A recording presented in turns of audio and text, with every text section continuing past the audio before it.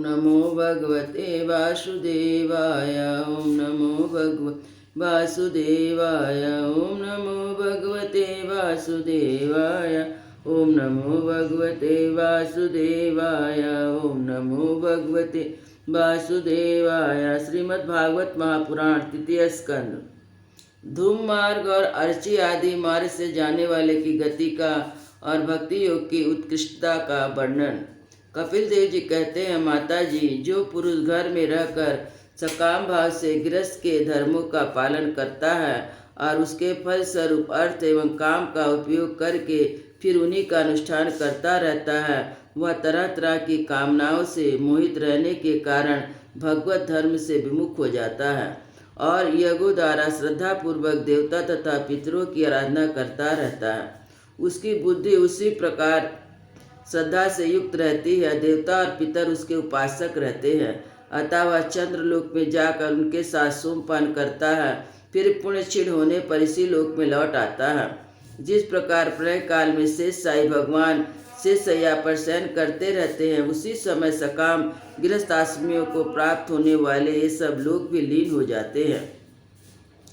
जो विवेकी पुरुष अपने धर्मों का अर्थ और भोग विलास के लिए उपयोग नहीं करते, बल्कि भगवान की प्रसन्नता के लिए ही उनका पालन करते हैं, वे अनासक्त, प्रशांत, शुद्ध चित्त, निर्विध धर्मपरायण, ममता रहित, अहंकार शून्य पुरुष स्वधर्म पालन रूप तत्गुण के द्वारा सर्वथा शुद्ध चित्त हो जाते हैं, जो अंत में सूर्यगामी के सूर्य मार्ग, अर्ची मार्ग या देवयान के द्वारा स्वर्व्यापी पूर्ण पुरुष श्री हरि को प्राप्त होते हैं, जो कार्य कारण रूप जगत के नियंता, संसार के उपादान कारण और उसकी उत्पत्ति, पालन एवं संहार करने वाले हैं। जो लोग परमात्मा दृष्टि से हिरण्यगर्भ की उपासना करते हैं, वे दो परार्ध में होने वाले ब्रह्मा जी के प्रलय पर्यंत उनके सत्यलोक में ही रहते हैं। जिस समय देवताओं से श्रेष्ठ ब्रह्मा जी अपने द्विपरार्ध काल के अधिकार को भोग कर पृथ्वी, जल, अग्नि, वायु, आकाश, मन, इंद्रिया इनके विषय और अहंकार के सहित संपूर्ण विश्व का संहार करने की इच्छा से त्रिगुणात्मिका प्रकृति के साथ एक रूप होकर निर्विशेष परमात्मा में लीन हो जाते हैं, उसी समय प्राण और मन को जीते हुए विरक्त योगी गण भी देह त्याग कर उन भगवान ब्रह्मा जी में ही प्रवेश करते हैं, फिर उन्हीं के साथ परमानंद स्वरूप पुराण पुरुष परम ब्रह्म में लीन हो जाते हैं। इससे वे पहले भगवान में लीन नहीं हुए, क्योंकि अब तक उन्हें अहंकार शेष था। इसलिए माता जी, अब तुम भी अत्यंत भक्ति भाव से उन श्री हरि की चरण शरण में जाओ और समस्त प्राणियों का हृदय कमल ही उनका मंदिर है और तुमने भी मुझसे उनका प्रभाव सुन लिया है। वेद मार्ग ब्रह्मा जी भी जो समस्त स्थावर जंगम प्राणियों के आदि कारण है, मारीची आदि ऋषियों, योगेश्वरों, सनकादि तथा युग प्रवर्तक सिद्धों के सहित निष्काम कर्म द्वारा आदि पुरुष श्रेष्ठ सगुण ब्रह्म को प्राप्त होकर फिर भेद दृष्टि और कर्तृत्व विमान के कारण भगवत इच्छा से जब सगर काल उपस्थित होता है, तब काल रूप ईश्वरी प्रेरणा से गुणों में क्षोभ होने पर फिर पूर्वता प्रकट हो जाते हैं। इसी प्रकार पूर्वोत्तर ऋषिगण भी अपने अपने कर्मों के अनुसार ब्रह्मलोक के ईश्वर को भोग कर भगवत इच्छा से गुणों में क्षोभ होने पर पुनः इस लोक में आ जाते हैं। जिनका चित्त इस लोक में आ सकता है और जो कर्मों में श्रद्धा रखते हैं, वे वेद में के काम और नित्य कर्मों का सांगोपासन अनुष्ठान करने में लगे रहते हैं। उनकी बुद्धि रजोगुण की अधिकता के कारण कुंठित रहती है, हृदय में कामनाओं का जाल फैला रहता है और इंद्रियां उनके बस में नहीं होती, बस अपने घरों में आसक्त होकर नित्य प्रति पितरों की पूजा में लगे रहते हैं। ये लोग अर्थ, धर्म और काम के ही परायण होते हैं। इसलिए जिनके महान पराक्रम अत्यंत कीर्तनीय हैं, उन भवभयहारी मधुसूदन भगवान की कथा वार्ता से तो विमुख ही रहते हैं। विष्टा भोजी कुकर सुकर आदि जीवों के विष्टा चाहने के समान जो मनुष्य भगवत कथा अमृत को छोड़कर निंदित विषय वार्ताओं को सुनते हैं, वे तो अवश्य विधाता के मारे हुए हैं, उनका बड़ा ही मंद भाग है। गर्भधान से लेकर अंत्येष्टि तक सब संस्कारों की विधि पूर्वक करने वाले सकाम कर्मी सूर्य से दक्षिण कोर के प्रत्यायन या धूमार से पितेश्वर आर्यमा के लोक में जाते हैं, फिर अपनी संतति के वंश में उत्पन्न होते हैं। माताजी पितृलोक के भोग लेने पर उनके पुण्य क्षीण हो जाते हैं, तब देवता लोग उन्हें वहाँ के ईश्वर से च्युत कर देते हैं। फिर उन्हें विवश होकर तुरंत इस लोक में गिरना पड़ता है। इसलिए माता जी, जिनके चरण कमल सदा भजने योग्य हैं, उन भगवान को तुम उन्हीं के गुणों का आश्रय लेने वाले भक्ति के द्वारा सब प्रकार से मन वाणी शरीर से भजन करो।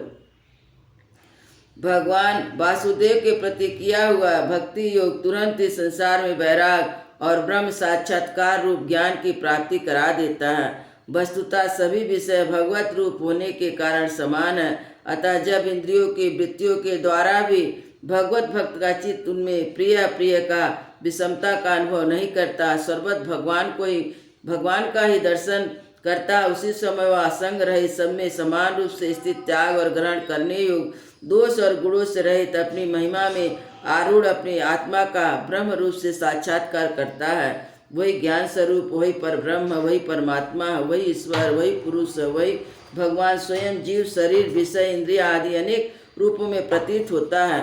संपूर्ण संसार में आसक्ति का अभाव हो जाना बस यही योगियों के सब प्रकार के योग साधन का एकमात्र अभिष्ट फल है। ब्रह्म एक है, ज्ञान स्वरूप निर्गुण है, तो भी वह बाह्य वृत्तियों वाली इंद्रियों द्वारा भ्रांति व शब्द आदि धर्मों वाले भिन्न भिन्न पदार्थ के रूप में भास रहा है। जिस प्रकार एक ही ब्रह्म महत्त्व वैकारिक राजस तामस तीनों प्रकार के अहंकार पंच महाभूत एवं 11 इंद्रियां रूप बन गया, फिर वही स्वयं प्रकाश इसके संयोग से जीव कहलाया। उसी प्रकार उस जीव का शरीर रूप या ब्रह्मांड भी वस्तुतः ब्रह्म ही है, क्योंकि ब्रह्म से इसकी उत्पत्ति हुई है। किंतु इसे ब्रह्म रूप वही देख सकता है जो श्रद्धा भक्ति वैराग तथा निरंतर योगाभ्यास द्वारा एक चित्त और असंग बुद्धि हो गया है।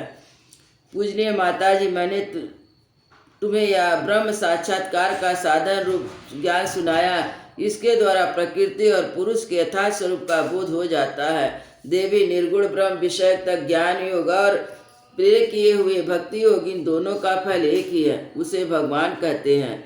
जिस प्रकार रूप रस गंध आदि अनेक गुणों का आश्रयभूत एक ही पदार्थ भिन्न भिन्न इंद्रियों द्वारा भिन्न भिन्न रूप से अनुभूत होता है, वैसे ही शास्त्र के भिन्न भिन्न मार्गों द्वारा एक ही भगवान की अनेक प्रकार से अनुभूति होती है। नाना प्रकार के कार्यकलाप यज्ञ दान तप वेदाध्ययन वेद मीमांसा मन और इंद्रियों के संयम कर्मों के त्याग विविध अंगों वाले योग भक्ति योग निवृत्ति प्रवृत्ति सकाम निष्काम दोनों प्रकार के धर्म आत्म तत्व के ज्ञान और दृढ़ वैराग, इन सभी साधनों से सगुण निर्गुण स्वयं प्रकाश भगवान को ही प्राप्त किया जा सकता है। माता जी, सात्विक राजस तामसी और निर्गुण भेद से 4 प्रकार के भक्ति योग का जो प्राणियों के जन्म आदि विकार का हेतु है और जिसकी गति जानी नहीं जाती, उसे काल का स्वरूप मैं तुमसे कह चुका हूँ। देवी, अविद्या जनित कर्म के कारण जीव की अनेकों गतियाँ होती है, उनमें जाने पर वह अनेक स्वरूप को नहीं पहचान सकता।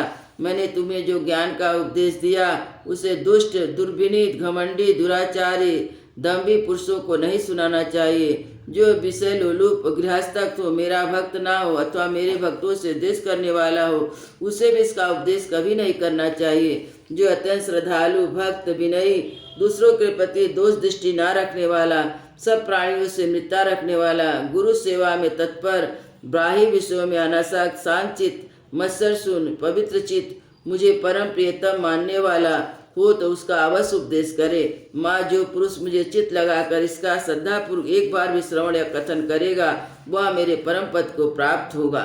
वृंदावन बिहारी लाल की जय। अयोध्या श्री राम लला की जय। गुरु महाराज की जय।